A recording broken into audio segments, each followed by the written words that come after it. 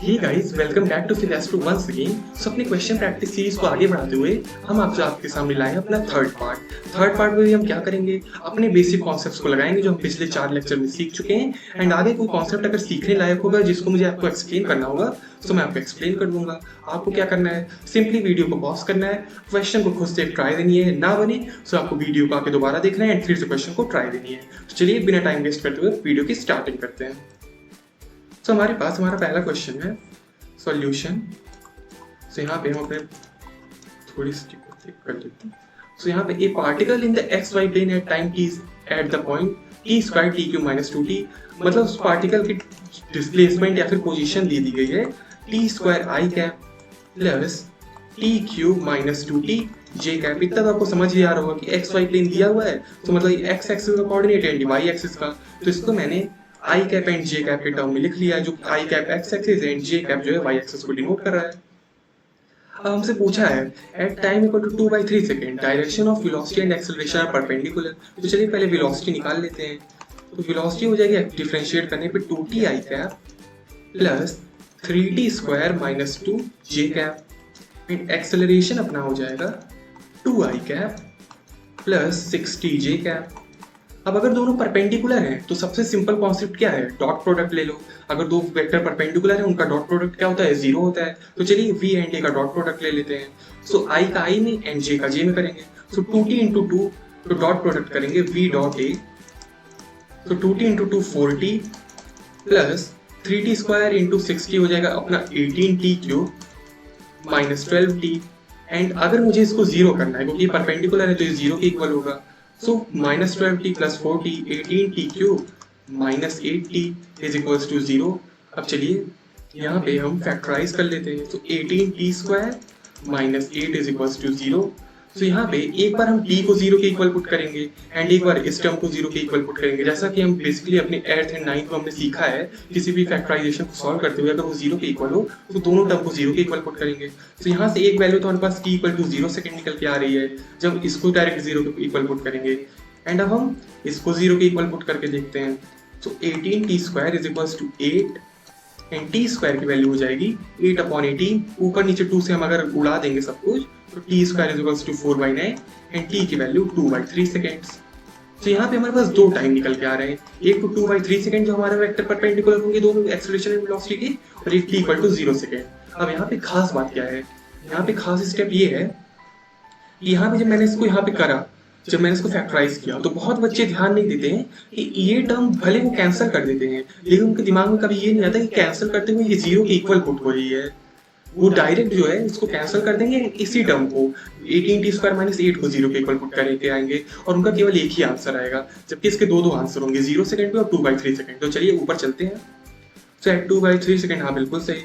B option क्या है, at t equal to 0 second velocity and acceleration, हाँ बिल्कुल सही। जैसा कि देखिए बी ऑप्शन आपको दिया हुआ था, लेकिन अगर आप सतर्क नहीं रहते यहाँ पे थोड़ा, अगर आपका माइंड ऑफ अगर काम नहीं करता तो आप बी ऑप्शन को पक्का यहाँ पे गलत करके आते, क्योंकि आपके दिमाग में आता ही नहीं, आप वैसे करते ही नहीं है। t इक्वल टू 0 सेकंड आप मिस करके आ जाते। चलिए at t equal to √2/3 second particle is moving parallel to x axis. तो इसे समझने से पहले हम अपने स्पेस को क्लियर कर लेते हैं। पार्टिकल एक्स एक्सिस में मूव कर रहा है, इसका मतलब उसकी वेलोसिटी जो है वो वाई डायरेक्शन में कुछ होगी नहीं। तो चलिए फिर से एक बार वेलोसिटी की इक्वेशन लिख लेते हैं। 2t I cap plus 3t square minus 2 J cap. And अगर हॉरिजॉन्टली मूव कर रहा है एक्स एक्सिस में तो इसका मतलब साफ साफ ये हुआ कि वाई एक्सिस में उसकी कोई वेलोसिटी नहीं है। तो इसका मतलब 3t स्क्वायर माइनस 2 का जो टर्म है यहाँ पे बेसिकली ये जो टर्म है 0 के इक्वल पुट कर देंगे। तो यहाँ पे t स्क्वायर की वैल्यू आ जाएगी 2/3 एंड यहाँ से t की वैल्यू आ जाएगी √2/3। तो जो बेसिकली हमें सी ऑप्शन में यही दिया हुआ है √2/3। तो बस ए बी सी ऑप्शन हमने कर लिए, अब डी ऑप्शन की तरफ मूव ऑन करते हैं। तो यहाँ पे थोड़ा मुझे लग रहा है डी ऑप्शन में थोड़ी कैलकुलेशन हो सकती है, तो थोड़ा यहाँ पे स्पेस और क्लियर कर लेते हैं जल्दी जल्दी। हाँ, तो यहाँ पे दिया हुआ है acceleration of the particle when it is at 4,4। तो डायरेक्ट एक्सेलरेशन लिखते हैं, उससे पहले velocity 2t, 3t square minus 2 and acceleration क्या होगा, एक्सेलरेशन हो जाएगा 2i cap plus 6t j cap, हाँ बिल्कुल सही। अब जो है 4,4, सो अगर मैं इसको 4,4 पे पुट करूँ, acceleration of the particle when it is at point, तो मुझे इस पॉइंट पे निकालना है, मैं इसमें डायरेक्ट 4,4 पुट करता हूँ। तो 4,4 के इक्वल कब होगा? So t cube minus 2t is equals to 4। भैया आपने केवल y डायरेक्शन में क्यों लगाया? क्योंकि आप देखो ना x डायरेक्शन में तो एक्सेलरेशन अपना कांस्टेंट ही है, सो मैं y डायरेक्शन में निकाल देता हूँ direct T cube minus 2t minus 4। And ये सिंपली आपकी क्वाड्रेटिक बन गई है। इसको जब आप सॉल्व करोगे, मैं आपको सॉल्व करना तो बता दे रहा हूँ, यहाँ पे देखो आप t है एंड t क्यूब है, तो आप इसको सॉल्व करके फैक्टराइज कर लेना डायरेक्ट। तो यहाँ पे t कॉमन लेंगे, टी स्क्वायर माइनस 2 माइनस 4। एक बार t माइनस 4 अपना कॉमन ले लीजिए यहाँ पे, हाँ टर्म आ गई अपनी, हाँ तो एक बार टी स्क्वायर माइनस 4 कॉमन लेंगे तो t माइनस 2 एंड यहाँ पे बेसिकली अपना बन जाएगा t plus 2 is equals to 0। अब यहाँ से टाइम की दो वैल्यू आ रही है, प्लस माइनस 2। अब आप ही बताओ, टाइम कभी नेगेटिव तो हो नहीं सकता है, इसका मतलब हम टाइम को क्या लेंगे 2 सेकेंड। एंड इसी 2 सेकेंड की वैल्यू अगर मैं यहाँ पे एक्सेलरेशन में पुट कर दूँ, तो एक्सेलरेशन की वैल्यू जो हमें दी हुई है 2i cap plus 60j cap, and यहाँ पे अगर मैं टाइम की वैल्यू 2 सेकेंड पुट करूंगा तो हमारे पास क्या आ जाएगा 2i cap plus 12j cap, and यही शायद हमारा डी ऑप्शन में दिया हुआ भी है, हाँ 2i cap plus 12j cap. तो इस ऑप्शन जो है ए बी सी डी, इस क्वेश्चन की चारों ऑप्शन बिल्कुल सही हैं। तो देखिए कितनी आसानी से मैंने अपने इक्वेशन ऑफ मोशन को अप्लाई किया, डिफरेंशिएट वगैरह किया, एंड आसानी से मेरे चारों ऑप्शन मैच हो गए। तो आपको भी बिल्कुल ऐसे करना है पेशेंस के साथ। एंड अपने नेक्स्ट क्वेश्चन की तरफ हम मूव ऑन करते हैं। हाँ, so अपना नेक्स्ट क्वेश्चन है, particle is moving in a straight line such that square of its velocity varies with time as shown in the figure. तो यहाँ पे v स्क्वायर जो है वो टाइम के साथ वेरी कर रहा। अब यहाँ पे दिक्कत क्या है, एक्सेलरेशन पूछा है तो हम जानते हैं अगर हमारे पास vt कर्व होता तो उसका सिंपली इसका स्लोप ले लेते तो वही हमारी एक्सेलरेशन बन जाती। लेकिन दिक्कत ये v कर्व नहीं, v square into T curve है, v स्क्वायर टी कर्व है। तो यहाँ कर क्या सकते हैं, तो जब भी कुछ ऐसे आपको कर्व मिले एंड आपको लगे कि वो अपने स्टैंडर्ड कर्व के कुछ आस पास ही है, तो सिंपली पहले आप उस कर्व की इक्वेशन लिखना सीखो। वहां पे कर्व का मतलब मेरा उस ग्राफ की इक्वेशन लिखना सीखो। तो भैया ग्राफ की इक्वेशन कैसे लिखेंगे, तो अब देखिए v स्क्वायर कहीं ना कहीं आपकी y एक्सिस को डिनोट कर रहा है, टाइम x एक्सिस को डिनोट कर रहा है, और यहाँ पे एक सिंपली स्ट्रेट लाइन दी हुई है। तो ये पॉइंट क्या हो जाएगा 4,4, x में भी 4 चले हैं, y में भी 4 चले इस पॉइंट पे, एंड ओरिजिन पे तो आपका पॉइंट 0,0 होता ही है। तो सिंपली अब y equal to mx plus c straight line की इक्वेशन अपने लिख लेते हैं। So y equal to minus 0 is equals to 0 minus 4 upon 0 minus 4 x minus 0, and यहाँ से अपनी इक्वेशन आ जा रही है y इक्वल टू x। अब जैसे कि मैंने बोला y अपना v स्क्वायर को डिनोट कर रहा है v स्क्वायर, एंड टाइम अपना x को डिनोट कर रहा, तो v square is equals to t। देखिए मैंने इस पर ग्राफ की इक्वेशन तो लिख ली है। अब अगर मुझे एक्सेलरेशन चाहिए तो एक्सेलरेशन क्या होती है v एंड t के टर्म में, क्योंकि मेरे पास जो ग्राफ की इक्वेशन आई है वो भी v एंड t के टर्म पे है, तो होती है dv बाई dt। इसका मतलब अगर मैं दोनों तरफ टाइम के रिस्पेक्ट में डिफरेंशिएट कर दूं तो कहीं ना कहीं मेरे पास आ सकता है एक्सेलरेशन। तो चलिए डिफरेंशिएट करते हैं इस इक्वेशन को बोथ द साइड, क्योंकि हम जानते हैं इक्वेशन में जो भी हमें करना रहता है हम दोनों साइड करते हैं। तो इधर भी एंड इधर भी टाइम के रिस्पेक्ट में डिफरेंशिएट करते हैं। तो इधर करेंगे तो हो जाएगा 2v into dv by dt, and time को टाइम के रिस्पेक्ट में डिफरेंशिएट करेंगे तो ये 1 ही हो जाएगा, t dt अपॉन dt 1। अब देखिए हमारा काम बन गया। कैसे बन गया भैया, ये क्या होता है dv बाई dt, यही तो अपनी एक्सेलरेशन होती है। तो देखिए कितनी आसानी से मुझे एक्सेलरेशन मिल चुका है। तो 2v into a is equals to 1। 1 कैसे आया अभी मैंने आपको समझाया, टाइम को टाइम के रिस्पेक्ट में डिफरेंशिएट करेंगे 1 आ जाएगा। अब अपनी एक्सेलरेशन सिंपली यहाँ पे लिख लेते हैं 1 अपॉन 2a। अब देखते हैं हमें पूछा क्या है, यहाँ पे a 1 अपॉन, यहाँ पे एक्सेलरेशन हो जाएगा 1 अपॉन 2v, क्योंकि v नीचे चला जाएगा 2v, तो 1 अपॉन 2v। अब हमसे पूछा क्या है, at time equal to 4 second. तो यहाँ पे देख सकते हो आप टाइम का तो हमारे पास में कोई रिलेशन नहीं है, लेकिन अब टाइम 4 सेकंड पे अगर हम वेलोसिटी निकाल लें और उस वेलोसिटी को यहाँ पुट कर दें तो भी हमारी एक्सेलरेशन आ जाएगी। तो चलिए देखते हैं टाइम 4 सेकंड पे वेलोसिटी कितनी है। तो ये है अपना 4 सेकंड, और वेलोसिटी यहाँ पे दी हुई है 4,4 दिया हुआ है, इसका मतलब टाइम 4 सेकंड पे वेलोसिटी भी इतनी 4 सेकंड है। तो चलिए यहाँ पे पुट कर देते हैं 1 अपॉन 2 इंटू 4, और ये हो गया आपका क्वेश्चन गलत। हाँ आपका क्वेश्चन गलत हो गया। कैसे हो गया, आप ध्यान से देखो, आपको वेलोसिटी निकालना है लेकिन यहाँ पे अपने v स्क्वायर लिया है, तो time t equal to 4 second पे v स्क्वायर 4 है, वेलोसिटी नहीं। तो यहाँ पे आप v स्क्वायर को 4 लिखोगे, एंड अगर v स्क्वायर 4 है तब जाके वेलोसिटी आपकी 2 मीटर पर सेकंड हो रही है। इसका मतलब आप यहाँ पे v की वैल्यू 2 मीटर पर सेकंड पुट करोगे। तो यहाँ पे जो आपका आंसर होगा 1 अपॉन 2v, एंड v की वैल्यू कहाँ पे आई 1 अपॉन 2 इंटू 2। तो 1/4 होगा। एंड अगर आप डायरेक्ट बिना ध्यान देते हुए इसको पुट कर देते तो आपकी वैल्यू 1/8 आ जाती। एंड अगर आप ऊपर जाते तो आप काफी परेशान भी होते, कहीं 1/8 तो ऑप्शन में दिया ही नहीं है। तो यहाँ पे ये सब थोड़ी थोड़ी चीजों का आपको ध्यान रखना है कि कहाँ पे p स्क्वायर है, कहाँ पे v स्क्वायर है। जैसे ऊपर वाले क्वेश्चन में भी आप भूल जाते t = 0 पुट करना, तो वो गलत हो जाता। तो ऐसे छोटी छोटी चीजों में जेई मेन, खास करके जेई मेन, क्योंकि जेई एडवांस को पूछना होगा तो वो इन चीजों में नहीं फंसाएगा। वो बेसिक इस ग्राफ के बारे में, जैसे इस ग्राफ के बारे में आपको देख के फंसा सकता है कि v स्क्वायर और t ग्राफ को सॉल्व करो, तो जेई एडवांस में हो सकता है। लेकिन ये छोटी छोटी चीजें जेई मेन वाले करते हैं, तो आपको दोनों के लिए तैयार रहना। तो यहाँ पे अपना आंसर हो जाएगा 1/4। अब चलिए नेक्स्ट क्वेश्चन की तरफ मूव ऑन करते हैं। चलिए गाइस, हमारा नेक्स्ट क्वेश्चन जो है उसकी तरफ मूव ऑन करते हैं। जैसा कि आप देख सकते हो, an object moves to the east. तो एक ऑब्जेक्ट है जो कि ईस्ट की तरफ जा रहा है, मान लेते कुछ वेलोसिटी v है, अक्रॉस अ फ्रिक्शनलेस पाथ। मतलब यहाँ पे कोई एनर्जी चेंज वगैरह नहीं होगा, मतलब v स्पीड से तो v से ही जाएगा। ऐसा नहीं कि इसकी कोई एक्सप्रेशन वगैरह पीछे, मतलब फ्रिक्शन कोई फोर्स नहीं लग रही है, सिर्फ v से है तो v की तरफ ही जाएगा विद कांस्टेंट स्पीड। हाँ, v स्पीड से जा रहा। A person then applies a constant force to the north. तो यहाँ पे नॉर्थ की तरफ, नॉर्थ तो परपेंडिकुलर होगा, तो इस तरफ नॉर्थ पे एक फोर्स लगा रहा है एक person. So what is the resulting path? Resulting path क्या होगा? सो अगर एक कांस्टेंट फोर्स लग रही है तो इसका मतलब तो सिंपल है कि force equals to ma, F equal to ma, and since mass अगर कांस्टेंट है तो इसका मतलब इस तरफ इसको एक्सेलरेशन मिल रहा है, तो इस डायरेक्शन में इसका एक्सेलरेशन है, जबकि वेलोसिटी इस तरफ है। सो हमें रिजल्टिंग पाथ पूछा है, तो आपको सोचिए ध्यान से। पार्टिकल कुछ अगर स्टार्ट किया v वेलोसिटी से, तो इसका पाथ कुछ ऐसे नहीं हो रहा है गाइस, ये कुछ ऐसे जाएगा, क्योंकि इधर से भी v वेलोसिटी में जा रहा है एंड एक्सेलरेशन ऊपर की तरफ तो लग ही रहा है। एंड अगर ऊपर की तरफ मैं वेलोसिटी लिखूं v y डायरेक्शन में, जिसको हम नॉर्थ भी बोलते हैं, तो हो जाएगा u y + at। एंड उधर तो कुछ इनिशियल वेलोसिटी दी नहीं हुई है, सो v y = at। इसका मतलब टाइम के साथ साथ इस डायरेक्शन में ऊपर की तरफ एक्सेलरेशन बढ़ रहा है, जिसकी वजह से हमारी वेलोसिटी भी बढ़ रही है, क्योंकि वेलोसिटी के डायरेक्टली प्रोपोर्शनल है एक्सेलरेशन। तो इसका मतलब इधर भी एक्सेलरेशन बढ़ रहा है।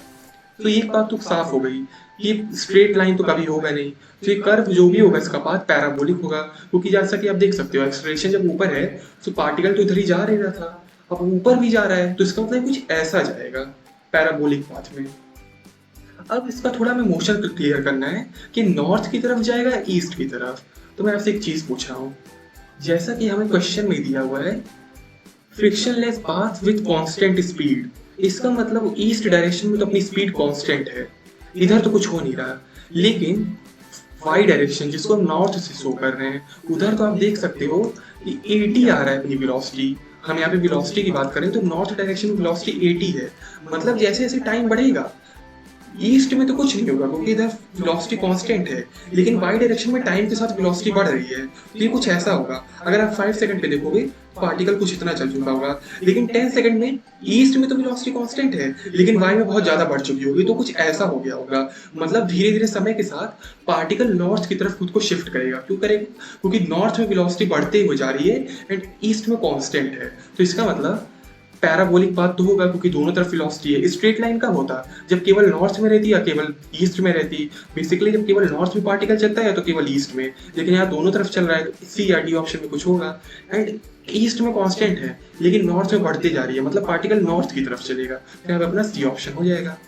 तो देखिए कितनी आसानी से मैंने दोनों चीजों को पढ़ा एंड पता किया कि कहाँ पे एक्सेलरेशन कांस्टेंट है, कहाँ पे वेलोसिटी कांस्टेंट है, बाकी कॉन्सेप्ट लगाए और मेरा ये क्वेश्चन भी आसानी से बन गया।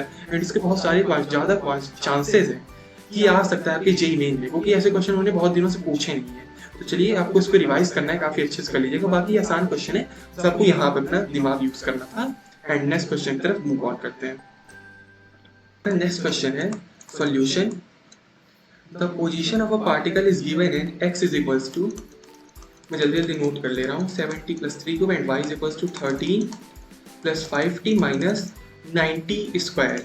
इसका मतलब ये है कि इस बार जो अपनी x एंड y एक्सिस है, तो x में पार्टिकल अलग, मतलब अलग तेजी से चलेगा क्योंकि टाइम के साथ वो अलग तरीके से वेरी कर रहा है, एंड y में अलग तरीके से वेरी करेगा। सो यहाँ पे तो इतना हमें समझ आ गया। सो फाइंड द स्पीड, यानी कि हमें स्पीड पता करनी है, मतलब जो y डायरेक्शन में स्पीड आएगी इंडेक्स डायरेक्शन में उसका मॉड लेके √vx² + vy² निकालना है। When the x component of the acceleration is 36 m/s²। Basically ये बोल कुछ ऐसा रहा है कि x जो कि हमारा पोजीशन वेक्टर है x की तरफ, जो कि 73 + 3t³ है, तो अपना vx निकालते हैं। जो हो जाएगा 90 स्क्वायर, एंड यही 90 स्क्वायर 36 मीटर पर सेकेंड स्क्वायर के इक्वल दिया है, तो इसको पुट करेंगे 36 के इक्वल, तो टी स्क्वायर हो जाएगा अपना 4, तो टी की वैल्यू 2 सेकेंड आ रही है। टी की वैल्यू 2 सेकेंड आ रही है।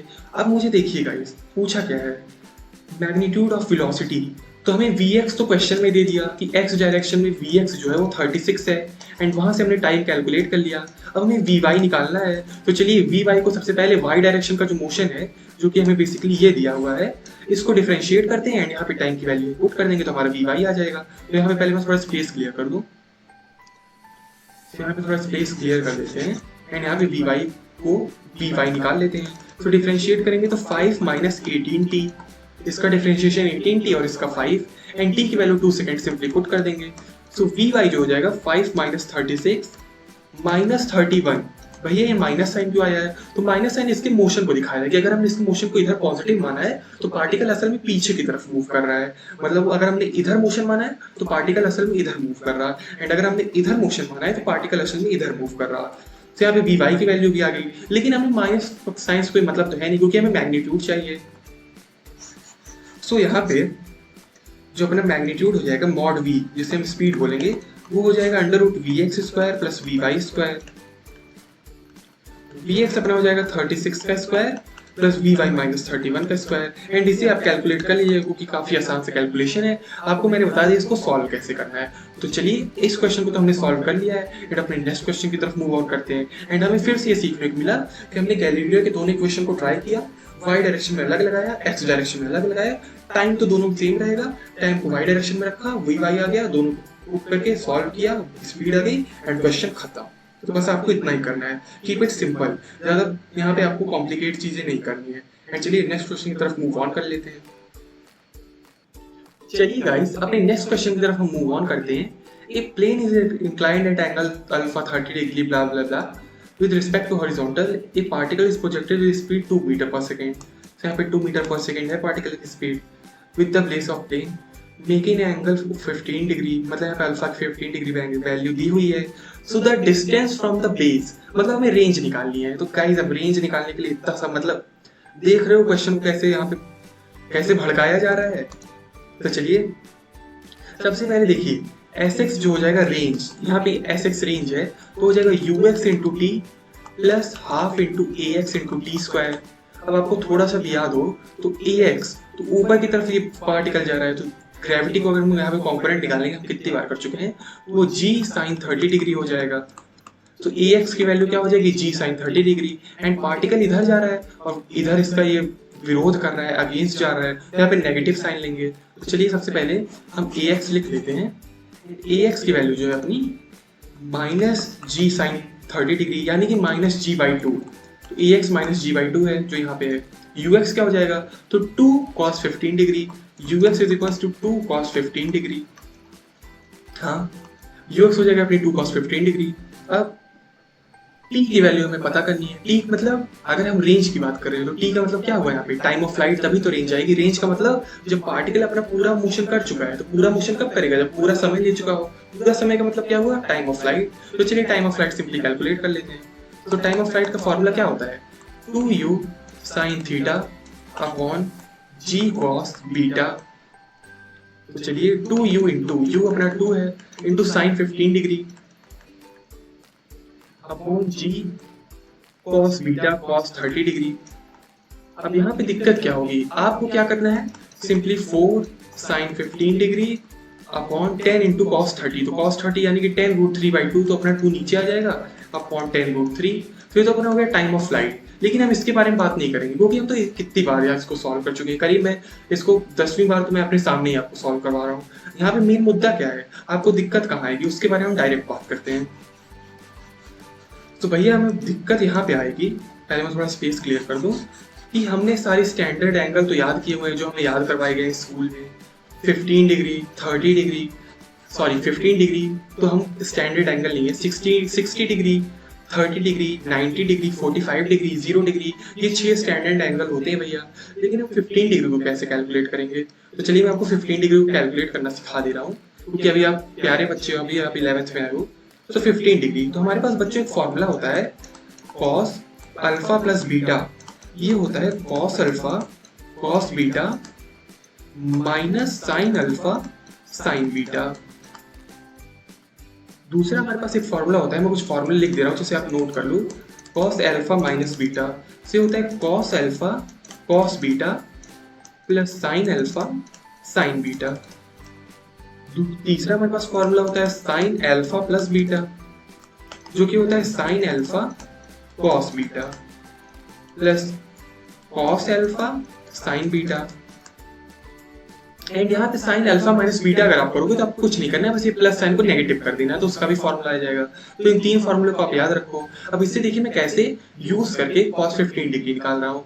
तो यहाँ पे मैं इस फॉर्मूले को उठा लेता हूँ झट से, cos अल्फा माइनस बीटा। अब अगर cos मुझे 15 डिग्री निकालना है तो क्या मैं इसको ऐसे नहीं लिख सकता हूँ cos 45 माइनस 30 डिग्री, ये 15 के इक्वल ही तो है। तो ये कुछ ऐसा नहीं बन गया cos अल्फा माइनस बीटा, तो इसका हम सिंपली फॉर्मूला लगा देंगे। So cos alpha cos beta, so cos 45 cos 30 minus sine alpha sine beta sine 45 sine 30। Basically ये प्लस रहता है बीच में, क्योंकि cos में आप ऐसा याद रख सकते हो, ये ट्रिक है कि अगर नेगेटिव है तो बीच में पॉजिटिव आ जाएगा और पॉजिटिव है तो बीच में नेगेटिव आ जाएगा, क्योंकि cos थोड़ा साइंस से अलग आदमी है, वो थोड़ा स्ट्रिक्ट बनता है, वो रूल्स को फॉलो नहीं कर सकता है। आप ऐसे भी समझ सकते हो। अगर आप इस बात को समझ गए तो आपको ट्रिग्नोमेट्रिक बहुत सारे फॉर्मूले याद हो जाएंगे कि cos जो है वो स्ट्रिक्ट बनता है, उसके साथ हमेशा नेगेटिव साइन, और वो हमेशा उल्टी चीजें ही करता है। जैसे कि मैंने आपको पहले वाले लेक्चर बताया, साइन डिक्रीजिंग नहीं इंक्रीजिंग है तो cos डिक्रीजिंग है, मतलब कम वैल्यू डालोगे तो ज्यादा देगा और ज्यादा डालोगे तो कम देगा, मतलब उसका रूल ही कुछ अलग चलता है दुनिया से। तो आप इसको ऐसे यूज कर सकते हो। एंड cos 45 अपना हो जाएगा 1/√2, cos 30 हो जाएगा √3/2 प्लस 1/√2 इंटू 1/2। तो इसकी वैल्यू अपने पास निकल के आ जाएगी √3 + 1/2√2। तो यहाँ पे मैंने cos 15 डिग्री तो कैलकुलेट कर लिया। अब भैया sin 15 कैसे कैलकुलेट करें? कुछ नहीं, sin 15 का भी फॉर्मूला लगाते हैं, sin 45 माइनस 30 डिग्री। मैंने बताया था क्या करना है, बस यहाँ पे जो अगर यहाँ पे प्लस है तो यहाँ पे प्लस आ जाएगा, माइनस है तो माइनस आ जाएगा। तो इसका फॉर्मूला क्या होगा, sine alpha cos beta minus cos alpha sine beta. तो साइन अल्फा यानी कि साइन 45 इंटू कॉस बीटा यानी कि कॉस 30 माइनस हो जाएगा अपना कॉस 45 इंटू साइन 30। एंड इसको आप सिंपली कैलकुलेट कर ले रहे हैं, तो 1/√2 इंटू कॉस 30 हो जाएगा √3/2 माइनस 1/√2 इंटू 1/2। ये हो जाएगा √3 माइनस 1/√2√2। तो आप देख सकते हो यहाँ पे साइन 15 डिग्री की वैल्यू √3 माइनस 1/√2√2 आ रही है, एंड साइन cos 45 डिग्री की वैल्यू √3 + 1/2√2। एंड बस आपको जो ऊपर मैंने सिंपल सी कैलकुलेशन रखी थी उसमें इस वैल्यू को पुट कर देना है और आपका आंसर आ जाएगा। तो देखिए कैसे आसानी से मैंने आपको कुछ फॉर्मूले भी आज बता दिए, क्योंकि मैंने आपको प्रॉमिस किया था जो चीजें नहीं आएंगी मैं उसको आपको बताते चलूंगा, बाकी कॉन्सेप्ट तो हम पढ़ चुके हैं। सो आज की क्लास के लिए बस इतना ही, आगे हम और इंटरेस्टिंग सेशंस के साथ मिलेंगे।